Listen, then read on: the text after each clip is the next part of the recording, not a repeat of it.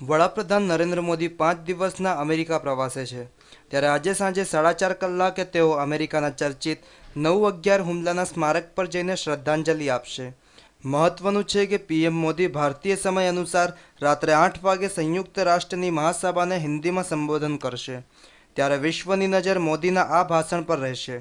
સૂત્રો પાસેથી મળતી માહિતી અનુસાર મોદી યુએન સભામાં કાશ્મીર મુદ્દે કોઈ પ્રતિક્રિયા નહીં આપે તેવું જાણવા મળ્યું છે. ઉલ્લેખનીય છે કે પીએમ મોદી કડક સુરક્ષા સાથે ન્યૂયોર્ક પેલેસ હોટલમાં રોકાયા છે. 28 સપ્ટેમ્બરે મોદી ન્યૂયોર્કના મેડિસન સ્ક્વાયર ગાર્ડનમાં ભારતીય આયોજિત કાર્યક્રમમાં ભાગ લેશે, તો 29 સપ્ટેમ્બરે તેઓ અમેરિકી પ્રમુખ બરાક ઓબામા સાથે વ્હાઇટ હાઉસ ખાતે મુલાકાત કરશે, જ્યારે 30મી સપ્ટેમ્બરે બંને નેતાઓ વચ્ચે શિખર મંત્રણા થશે. Bureau report, news online.